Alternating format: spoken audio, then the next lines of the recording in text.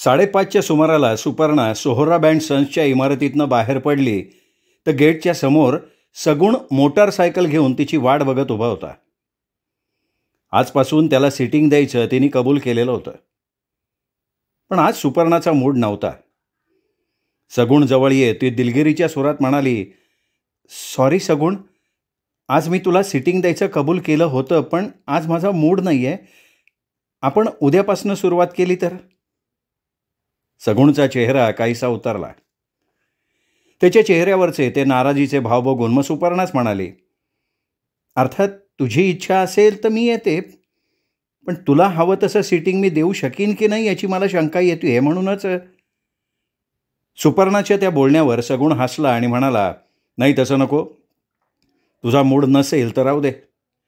मला तुझं देखणं पोर्ट्रेट काढायचं आहे आणि त्यासाठी तुझ्याही सहकार्याची आवश्यकता आहे. मनात नसताना सिटिंग देण्यात काही अर्थ नाही. पण सिटिंग नाही तर नाही, फिरायला तर येणार आहेस का नाही? आज आपण मोटरसायकलवरनं जरा लांबवर चक्कर मारूया. सुपर्णाने विचार केला, नाहीतरी घरी जाऊन करणार काय? डॅडी पुस्तकात डोकं खुपसून बसलेले असतात, मम्मी आपली सुया घेऊन टाके घालत बसलेली असते आणि आपण आपल्या बेडरूममध्ये जाऊन पडणार. त्यापेक्षा सगुणच्या सहवासात वेळ तरी जाईल, मन थोडंफार हलकं होईल. हो चालेल, चल, ती म्हणाली. सगुणनं मोटरसायकल स्टार्ट केली. सुपर्णा त्याच्या मागे बसली. सगुण बेफाम वेगानं मोटरसायकल चालवत राहिला. सुपर्णा त्याला अगदी घट्ट बिलगून बसली होती. लिंकिंग रोडवर आल्यावर सगुणनं मोटरसायकलचा वेग कमी करत म्हटलं, सुपर्णा, आपण एक कप कॉफी घेऊयात का? मला सिगरेटही ओढायची आहे. हो चालेल. सगुणनं एका रेस्टॉरंटसमोर मोटरसायकल थांबवली. कॉफी पिता पिता सुपर्णानं अचानक विचारलं, अरे, आपण लिंकिंग रोडवर आलोत का? हो, म्हणजे काय? तुझ्या लक्षात नाही आलं? सगुणनं आश्चर्यानं तिच्याकडे बघत म्हटलं. सुपर्णाच्या ते खरोखर लक्षात आलेलं नव्हतं. नाही रे, माझ्या ते लक्षातच नाही आलं. शमा इथेच राहते. तुला जर वेळ असेल तर आपण तिच्याकडे जाऊयात का? हो, जाऊयात की. सगुणनं लगेच सहमती दर्शवली. कॉफी घेऊन दोघंही रेस्टॉरंटच्या बाहेर आले. सगुणनं रेस्टॉरंटच्या बाजूला असलेल्या एका पानाच्या टपरीवरनं सिगरेटचं पाकिट खरेदी केलं. एक इव्हनिंग न्यूजचा अंक घेतला. इव्हनिंग न्यूजच्या आतल्या पानावर रुस्तमकडून पळवल्या गेलेल्या हाराची छोटीशी बातमी देण्यात आली होती. सगुणनं तिथे उभं राहून ती पूर्ण बातमी वाचली. मग सुपर्णाकडे बघत तो म्हणाला, सुपर्णा, याविषयी तू मला काहीच बोलले नाहीस. त्यात काय बोलायचं? हा चक्क लुटमारीचा प्रकार आहे. आणि तसंही हार चोरीला गेल्यामुळे आमचं काही नुकसान झालेलं नाही आहे. आम्ही त्या हाराचा विमा उतरवला होता. पण एकूण घडला हा प्रकार अतिशय वाईट झाला. पोलीससुद्धा अजून त्या दरोडेखोरांचा तपास लावू शकलेले नाही आहेत. अगं, पोलीस कसले तपास लावतायत? ते नुसतंच आश्वासन देणार. तेही साले त्या चोरांना सामील असणार. बघ, मी म्हणत होतो तसंच शेवटी झालं का नाही? त्या इंदौरच्या महाराजांकडनं ही बातमी लिंक झालेली असणार.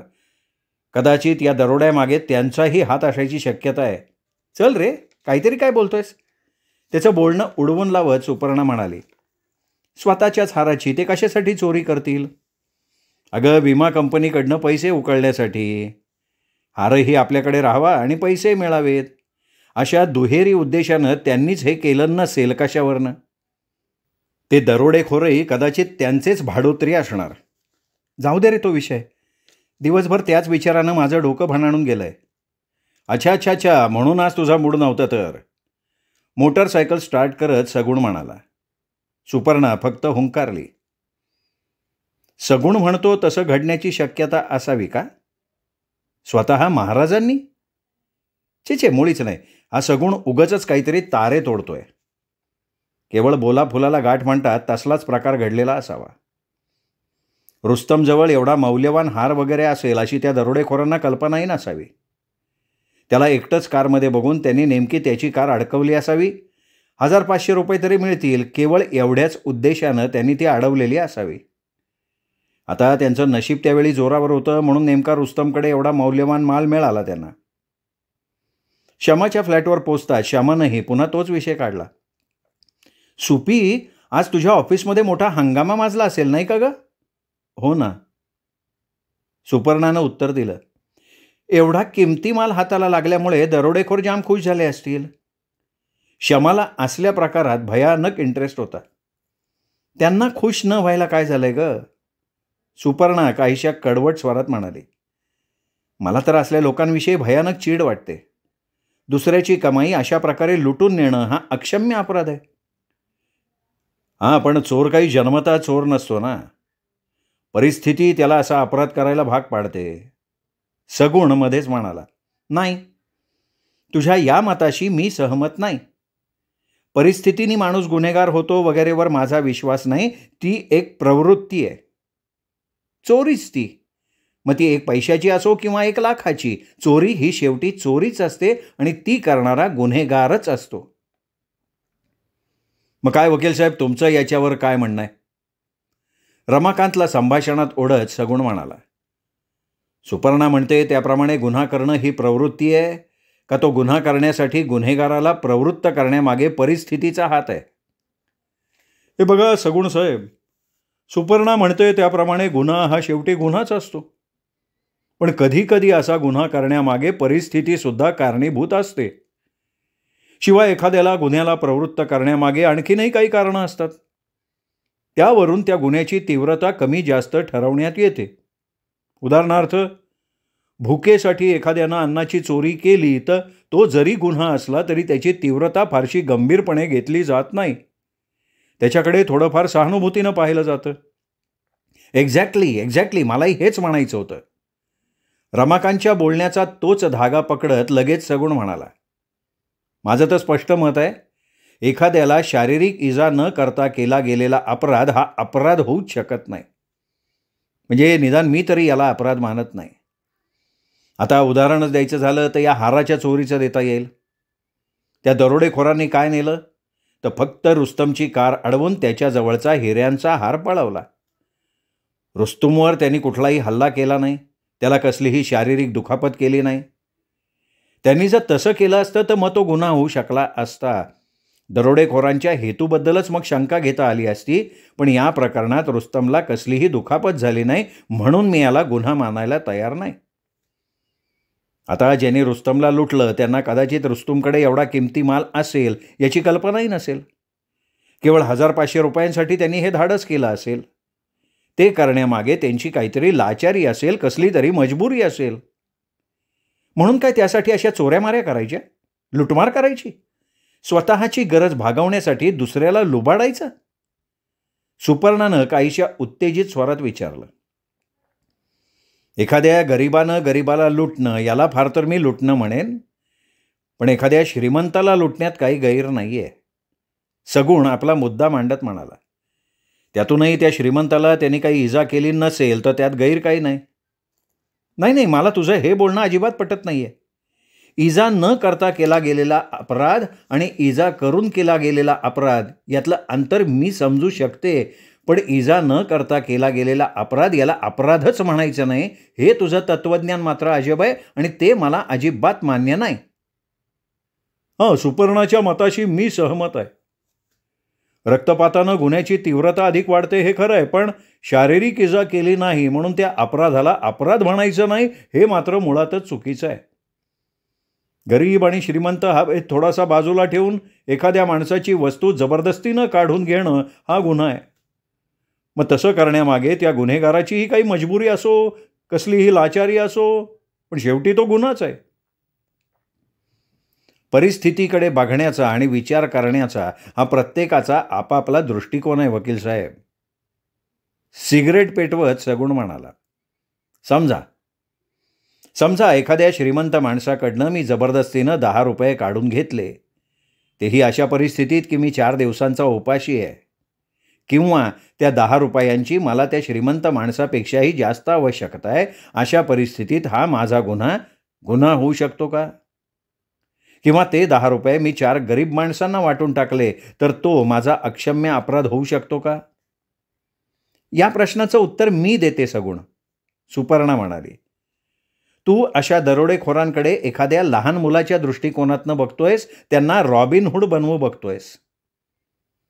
पण माझ्या मते अशा एखाद्या रॉबिनहूडची वाट बघणं हा निव्वळ नाकर्तेपणा आहे. स्वतःच्या गरजा पूर्ण करण्यासाठी माणसानं स्वतः हातपाय हलवले पाहिजेत, स्वतः मार्ग शोधले पाहिजेत. मार्ग शोधले पाहिजे ते ठीक आहे, पण सामान्य माणसाला असे मार्ग सापडत नाहीत. अशा वेळी त्याला अशाच एखाद्या रॉबिन हुडची वाट बघण्यावाजून गत्यंतर नसतं. सगुण आपला मुद्दा सोडायला काही तयार नव्हता. सगुण, मला तुझं मोठं नवल वाटतं रे, सुपर्णा काहीशा उपरोधिक स्वरात म्हणाली. चित्रकार असून सुद्धा तुझी विचार करायची पद्धत एखाद्या क्रांतिकारकासारखी आहे. लहानपणाचं रॉबिन हुडचं भूत अजूनही तुझ्या डोक्यावरनं उतरलेलं दिसत नाही. तुझं म्हणणं योग्य आहे सुपर्णा. माझे विचार एखाद्या क्रांतिकारकासारखेत हे तुझं म्हणणं मला मान्य आहे. प्रत्येक कलाकाराचे विचार हे क्रांतिकारकासारखेच असतात. श्रीमंत आणि गरीब यांच्यात असलेली प्रचंड दरी त्याला अस्वस्थ करत असते. मूठभर श्रीमंत श्रीमंतीत लोळत असताना लाखो गरीब 2 वेळच्या भाकरीसाठी वणवण करत असतात. ही विषमता मला बघवत नाही, ते मला मानवतही नाही. माझ्या छोट्याशा गावातनं मी या महानगरीत मोठ्या आशेनं आलो होतो, पण जे मी गावात बघत होतो तेच इथे सुद्धा आहे. एकीकडे गगनचुंबी इमारती वाढत आहेत, दुसरीकडे झोपडपट्ट्यांचं साम्राज्य पसरत चाललंय. ही विषमता दूर होण्यासाठी क्रांती व्हायला हवी. पण आता मला कळून चुकलंय की क्रांती कधीही होणार नाही, आणि झाली तरी ती फक्त मूठभर श्रीमंतांसाठीच होणार, त्यांना अधिक श्रीमंत करण्यासाठी, त्यांना अधिक ऐशोआराम मिळवून देण्यासाठी. सामान्य माणसाला ही क्रांती अधिकच गरीब करेल. म्हणूनच माझं स्पष्ट मत आहे की सामान्य माणसाचा उद्धार करण्यासाठी त्याला एखाद्या रॉबिन हुडचीच आवश्यकता आहे. हे बोलताना सगुणच्या चेहऱ्यावरच्या सगळ्या नसा ताठरल्या होत्या. डोळ्यात रक्त गोळा झाल्यासारखं ते लाल बुंद झालेले होते. त्याचा सगळाच अभिनिवेश खरोखर एखाद्या क्रांतिकारकासारखा वाटत होता. सगुणचं बोलणं संपत असताना शमा चहाचा ट्रे घेऊन बाहेर आली होती. अरे कुठे आहे भाई तो रॉबिन हुड? मी तर लहानपणापासून त्याची प्रचंड फॅन आहे. ट्रे टिपॉयवर ठेवत शमानं हसून विचारलं. शमाच्या बोलण्यावर सगळेच हसले. हॉलमधलं काहीसं गंभीर झालेलं तापलेलं वातावरण एकदम निवळलं. शमाचं हेच तर वैशिष्ट्य होतं. तिची उपस्थिती एखाद्या ताज्या सुगंधित फुलासारखी असायची. गंभीरातलं गंभीर असलेलं वातावरण किंवा अगदी हमरी तुमरीवर आलेली चर्चाही हलकी फुलकी करण्याची किमया तिच्याकडे होती. आताही शमानं एंट्री घेताच मगाचा तो विषय बाजूला पडल्यासारखा झाला. पुन्हा एकदा नेहमीचा हास्यविनोद सुरू झाला. सुपी, आता कशी काय आहे तुझी तब्येत? शमानं मध्ये सुपर्णाला विचारलं. एकदम मस्त आहे. पूर्वीसारखं आता मला अस्वस्थ वगैरे होत नाही. सगुणबरोबर मी 2-3 वेळा फिरायलाही गेले होते. काल आम्ही एक चित्रपटसुद्धा बघितला. शमानं सांगितलेला उपचार आपण अंमलात आणत आहोत हेच सुपर्णाला शमाला सांगायचं होतं. शमानं मग सगुणकडे बघत काहीसं हसून म्हटलं. सगुण साहेब, आपण एवढे मोठे आर्टिस्ट आहात, आमच्या या मोनालिसाचं एखादं चित्र काढा की हो. शमा, तू म्हणजे... पण सुपर्णाला पुढे बोलू न देता सगुण मध्येच श्यामाला म्हणाला. तुम्ही अगदी माझ्या मनातलं बोलला डॉक्टर. माझ्याही डोक्यात तो विचार होताच, पण तुमची ही मोनालिसा ते अजून मनावर घ्यायला तयार नाही आहे. पण मी तुम्हाला खात्री देतो, जेव्हा केव्हा मी हिचं पोर्ट्रेट काढीन ते आजवरच्या माझ्या आयुष्यातलं मास्टरपीस असेल. सुपी, मग निदान सगुण साहेबांना नाव मिळवून देण्यासाठी तरी तुझं पोर्ट्रेट काढायची परवानगी तू त्यांना द्यायला पाहिजेस. सगुण साहेब, रमाकांत कपातली साखर ढवळत म्हणाला. मिस्टर दाऊद खानशी तुमची दोस्ती कशी झाली हो? नाही म्हणजे ते एक व्यापारी आणि तुम्ही रंगांच्या दुनियेत रंगणारे कलाकार म्हणून विचारतोय बरं का. रमाकांतनं मध्येच केलेला दाऊद खानचा उल्लेख सगुणला मनातनं अजिबात आवडला नव्हता. तो काहीसा नर्वस झाला होता, तरीही म्हणाला.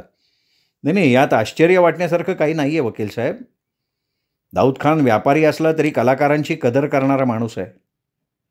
आमच्यासारख्या कलाकारांना त्याचा फार मोठा आधार वाटतो. माझ्याशीच नाही तर बऱ्याच लेखकांशी, कवींशी त्यांची मैत्री आहे. ते आम्हाला सतत प्रोत्साहन देतात. आणि मैत्रीचं म्हणाल तर चित्रकारानं फक्त चित्रकाराशी मैत्री करावी असं थोडंच आहे. जिथे माणसाच्या तारा जुळतात तिथे मैत्री होणं अपरिहार्य असतं. आता तुमचंच बघा ना, तुम्ही वकील या डॉक्टर, तरीही तुमची मैत्री झालीच ना. तसंच आहे हे. सगुणच्या बोलण्यात तथ्य आहे हे रमाकांतला सुद्धा कबूल करावं लागलं. तो गप्प बसला. तसा मग शमानं पुन्हा विषय काढला.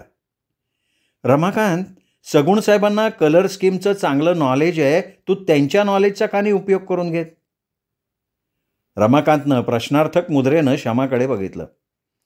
तुझ्या फ्लॅटचा रंग फार डल आहे. एखाद दिवशी सगुण साहेबांना नेऊन दाखव ना. ते तुला फ्लॅटला मॅच होणारी चांगली कलर स्कीम सांगतील. काय सगुण साहेब? हां, का नाही, जरूर जरूर, सगुण तत्परतेनं म्हणाला. गप्पा म्हणाव्या तशा रंगत नव्हत्या हे सगळ्यांच्या लक्षात आलेलं होतं. सुपर्णा सगुणबरोबर फिरायला वगैरे जाते हे ऐकून श्यामाला सगुणबरोबर एकट्याशी त्या विषयावर बोलायचं होतं. पण सुपर्णाला थोड्या वेळापुरतं इथून बाजूला कसं काढावं हे तिला समजत नव्हतं. शेवटी काहीतरी निमित्त काढून ती किचनमध्ये गेली. मग किचनमधनं तिने रमाकांतला आवाज दिला. रमाकांत, जरा आत ये रे. एवढा डबा काढून दे, माझा हात नाही पुरत.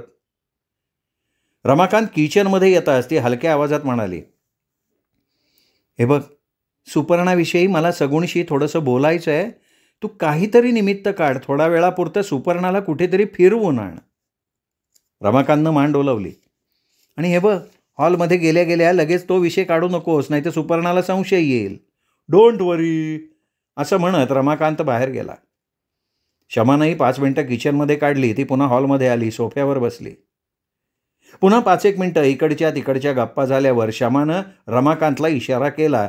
तसं एकदम आठवण झाल्यासारखं करत रमाकांत शमाला म्हणाला, अरे शमा, तू ती जुनी नटराजाची मूर्ती विकत घ्यायची म्हणत होतीस ना? अनायसा सुपर्णा इथे आली आहे. मी तिला ती मूर्ती दाखवून आणतो. तिने जर ग्रीन सिग्नल दिला तर ती मूर्ती आपण घेऊन टाकू काय? हो रे, बरं झालं तू आठवण केलीस. जाऊन या. चल सुपर्णा, चल. सुपर्णाला खरं तर मनातून जायची इच्छा नव्हती. शमाचा निरोप घेऊन ती लगेच तिथनं निघायचा विचार करत होती, पण आता इलाज नव्हता. शमानं संमती दिली होती आणि रमाकांतच्या आग्रहाला तिला नाही म्हणता येत नव्हतं. ती काहीशा अनिच्छेनं रमाकांतबरोबर बाहेर पडली. रमाकांतच्या कारचा स्टार्ट होण्याचा आवाज येईपर्यंत शमा थांबली आणि मग कसलीही प्रस्तावना न करता तिने सरळ मुद्द्याला हात घातला. सगुण साहेब, तुम्हाला सुपर्णा आवडते? शमानं अनपेक्षितरित्या विचारलेल्या या प्रश्नानं सगुण काहीसा गडबडला. तिचा तो प्रश्न त्याला काहीसा विचित्र वाटला, पण लगेच स्वतःला सावरत त्याने उत्तर दिलं, हो डॉक्टर, सुपर्णा मला आवडते. का? कारण इतर सर्वसामान्य तरुणींपेक्षा तिच्यात विशेष असं काहीतरी आहे. ती सुंदर तर आहेच, पण त्याचबरोबर ती हुशार आहे, बुद्धिमान आहे, समजूतदार आहे. मलाच काय, कोणालाही आवडेल अशी आहे ती. सगुण काहीसा बिचकत बोलतोय हे शमाच्या लक्षात आलं. सुपर्णा आवडण्याचं त्याने अगदी सर्वसामान्य कारण सांगितलेलं होतं. त्याच्या चेहऱ्यावर आपली नजर रोखत शमा विलक्षण शांत स्वरात म्हणाली, सगुण साहेब, ती आवडण्यामागची तुम्ही केलेली व्याख्या अगदी सर्वसाधारण आहे. तेव्हा त्यात विशेष काही आहे असं मला वाटत नाही. तुम्ही अगदी मोकळेपणानं बोलायला हरकत नाही, कारण मी सुपर्णाच्या बहिणीच्या नात्यानं नाही तर एक डॉक्टर या नात्यानं तुमच्याबरोबर बोलतीये. सुपर्णा माझी पेशंट आहे, मी तिच्यावर उपचार करते. तिला कसला आजार आहे? तिच्या मनात स्वतःबद्दलचा एक न्यूनगंड आहे. मानसिकदृष्ट्या ती अस्वस्थ आहे. मानसिक अस्वस्थता हा काही आजार होऊ शकत नाही. शिवाय ती अपंग आहे. अपंग माणसाच्या मनात स्वतःच्या अपंगत्वाबद्दल असा न्यूनगंड असतोच, त्यात नवीन नाही. नाही, तुमचं म्हणणं योग्य आहे हो, पण तिच्या मनातला हाच न्यूनगंड मी काढून टाकण्याचा प्रयत्न करते आणि त्यासाठी मला तुमच्या सहकार्याची आवश्यकता आहे. सगुणनं फक्त मान उचलून तिच्याकडे बघितलं. शमाला नेमकं काय म्हणायचं आहे? तिला आपल्याकडनं नेमक्या कोणत्या आणि कशा प्रकारच्या सहकार्याची अपेक्षा आहे आणि मुख्य म्हणजे आपल्याकडूनच का? सगुणच्या चेहऱ्यावरचे हे सगळे प्रश्न शमाच्या तीक्ष्ण नजरेनं अलगद आणि अचूक टिपलेले होते. तिने बोलायला सुरुवात केली तेव्हा तिच्या आवाजात केवळ एखाद्या पेशंटविषयी वाटणारा व्यावसायिक जिव्हाळा नव्हता, तर सुपर्णाविषयी वाटणारं प्रेम होतं. त्यातून सगुणला ती एक छुपा इशारा देत होती. सगुण साहेब, सुपर्णा अतिशय सेन्सिटिव्ह, भावनाप्रधान स्वभावाची मुलगी आहे. तिला आपल्यातल्या कमतरतेची जेवढी जाणीव आहे तेवढीच आपल्या सौंदर्याची सुद्धा जाणीव आहे. आणि आपल्या सौंदर्याच्या, आपल्या शरीराच्या अभिलाषेनं क्षणभर आपल्या व्यंगाकडे दुर्लक्ष करून कोणी आपला फायदा घेऊ नये यासाठी ती आजवर सतत जागरूक राहिली आहे. मला वाटतं तुम्ही पहिलेच पुरुष आहात ज्याच्याबरोबर सुपर्णा फिरायला, सिनेमाला गेली. तुमच्यावर का कोणास ठाऊक, पण तिने फार मोठा विश्वास टाकलाय. मला वाटतं मला तुम्हाला नेमकं काय सुचवायचं आहे हे तुमच्या लक्षात आलं असेल. खरं आहे ना? शमानं अप्रत्यक्षपणे सुपर्णानं त्याच्यावर टाकलेल्या विश्वासाचा गैरफायदा घेऊ नये, तिच्या मनातल्या त्याच्या प्रतिमेला तडा जाईल असं काही करू नये, हेच आपल्याला सुचवलंय हे सगुणच्या लक्षात आलं. तो काहीसा गंभीर झाला, क्षणभर गप्प बसला. मग मनाशी विचार करत स्पष्ट स्वरात म्हणाला, डॉक्टर, आता आपण एवढ्या स्पष्ट शब्दात बोलला आहात म्हणून मीही आता तुमच्यापासून काही लपवून ठेवत नाही. सुपर्णा मला केवळ आवडली असं नाही, तर माझं तिच्यावर प्रेम आहे. अर्थात हे माझ्यापुरतं झालं. सुपर्णाच्या मनात नेमकं काय आहे याची मला कल्पना नाही. शमानं एकदा रोखून सगुणकडे बघितलं. मग अगदी स्पष्ट स्वरात तिने विचारलं, सुपर्णाची दया येऊन किंवा तिच्यावर आपण उपकार करतोय अशी काही भावना मनात ठेवून तुम्ही तिच्यावर प्रेम नाही ना करत? तिच्याविषयी वाटणाऱ्या सहानुभूतीला तर तुम्ही प्रेम वगैरे समजत नाही ना? डॉक्टर, मला वाटतं सहानुभूती आणि प्रेम यातला फरक मला कळतो. सुपर्णाबद्दल मला फक्त सहानुभूती वाटत असती तर तसं स्पष्टपणे कबूल करण्यात मला कसलाही संकोच किंवा भीती वाटली नसती. म्हणजे सुपर्णासारख्या अपंग मुलीवर प्रेम करण्याचं धाडस तुमच्यात आहे असं म्हणायला हरकत नाही. सुपर्णावर माझं प्रेम आहे एवढंच मी म्हणू शकतो. ती अपंग आहे हा माझ्या दृष्टीनं गौण भाग आहे. म्हणजे ती अपंग वगैरे नसती तर जेवढं मी तिच्यावर प्रेम केलं असतं तेवढंच प्रेम आत्तासुद्धा करतोय. आणि धाडस वगैरे सारखा शब्दप्रयोग नाही करणार मी, कारण धाडस या शब्दालाही शेवटी दया, सहानुभूती या शब्दांची दुर्गंधी येते. त्यातून उपकारासारखा अर्थ ध्वनित होतो. म्हणूनच सुपर्णावर प्रेम करायचं धाडस मी करतोय असं मी तरी म्हणणार नाही. सगुणचा आवाज स्थिर होता, त्याच्यात एक प्रकारचा ठामपणा होता. सगुणच्या बोलण्यावर श्यामाच्या चेहऱ्यावर प्रथमच समाधान पसरलं. सगुणकडे बघणारी तिची नजर एकदम स्वच्छ झाली आणि ती म्हणाली, आय एम सॉरी सगुण साहेब, मी तुम्हाला जे काही प्रश्न विचारले किंवा ज्या पद्धतीनं विचारले त्याबद्दल मी तुमची क्षमा मागते, पण मला फक्त खात्री करून घ्यायची होती. सुपर्णाला तुम्ही जी आपुलकी, आपलेपणा दाखवताय त्यामागे केवळ तिच्याबद्दल वाटणारी सहानुभूती नाही ना? हां, पण तुमच्या बोलण्यानं आता माझं समाधान झालंय आणि आता माझी खात्री झाली आहे की सुपर्णाच्या मनात स्वतःच्या अपंगपणाबद्दल जो काही न्यूनगंड निर्माण झालाय तो तुम्ही आणि फक्त तुम्हीच दूर करू शकाल. तुम्ही माझ्यावर जो विश्वास दाखवलाय डॉक्टर, तो पूर्ण करण्याचा मी माझ्याकडनं प्रयत्न करीन. सगुण नवीन सिगरेट पेटवत म्हणाला, थँक्यू, मला तुमच्याकडनं याच सहकार्याची अपेक्षा होती. पण सगुण साहेब, तसा प्रयत्न करताना तुम्हाला फार जपून तिच्याशी वागावं लागणार आहे, कारण सुपर्णा फार टची आहे. मला त्याची कल्पना आहे. तिच्या मनातला हा न्यूनगंड दूर करण्याचा मी कसोशीनं प्रयत्न करीन. तुम्ही त्याबद्दल निश्चिंत राहा. सुपर्णाला घेऊन रमाकांत सरळ दाऊद खान आणि कंपनीत गेला. दाऊद खान जुन्या प्राचीन वस्तूंचा संग्राहक आणि विक्रेता. अर्थात सोहराब कंपनीच्या मानानं त्याचा व्यवसाय फार छोटा आणि मर्यादित स्वरूपाचा होता. दाऊद खाननं रमाकांत आणि सुपर्णाचं मनापासून स्वागत केलं. दाऊदसाहेब, डॉक्टर शमानं जी नटराजची मूर्ती तुमच्याकडे पाहिली ती बघण्यासाठी मिस सुपर्णा मुद्दामून आलेत. रमाकांतनं आपला येण्याचा उद्देश सांगितला. अरे जरूर जरूर, त्या निमित्तानं का होईना मिस सुपर्णाताईंचे पाय आमच्या दुकानाला लागले हे आमचं भाग्य आहे, नम्रपणे दाऊद खान म्हणाला. दाऊद खाननं नटराजाची मूर्ती काढली, रमाकांतच्या हातात दिली. रमाकांतनं ती सुपर्णाच्या हातात दिली. सुपर्णा ती मूर्ती बारकाईनं बघत असताना मध्येच एक क्षण, केवळ एक क्षण तिला पुन्हा ती जाणीव झाली आणि अगदी तीव्रतेनं झाली की कुणीतरी आपल्याकडे बघतंय, आपल्या हालचाली निहाळतंय. अगदी सूक्ष्म मनाच्या तरल पातळीवर तिला ही जाणीव झाली होती. क्षणभर, अगदी क्षणभर. मधल्या 3-4 दिवसांच्या कालावधीनंतर ही जाणीव आपल्याला का व्हावी? तीही आज यावेळी आणि इथे. सुपर्णानं मान वळवून इकडे तिकडे बघितलं. रमाकांत तिच्याकडे पाठ करून उभा होता. दाऊद खान त्याच्याशी बोलत होता. सुपर्णानं मान झटकली. कदाचित अजूनही आपल्या मनाचा एखादा कोपरा मानसिक अस्वस्थतेनं ग्रासलेला असावा. कारण यावेळची तिला झालेली जाणीव अगदी पुसटशी होती. पूर्वी इतकी प्रखर नव्हती ती. सुपर्णानं पुन्हा आपलं सगळं लक्ष त्या मूर्तीवर केंद्रित केलं आणि मग रमाकांतला उद्देशून ती म्हणाली, ही मूर्ती 16व्या शतकातली आहे, एकदम अस्सल आहे. तिच्या त्या बोलण्यावर रमाकांतच्या ऐवजी दाऊद खान म्हणाला, मी सुपर्णा खरोखर तुमच्या अभ्यासक वृत्तीची दाद द्यायला पाहिजे. फक्त 5 मिनिटात तुम्ही मूर्तीचं योग्य परीक्षण केलं. ही खरोखर 16व्या शतकातली मूर्ती आहे, एकदम रेअर पीस आहे.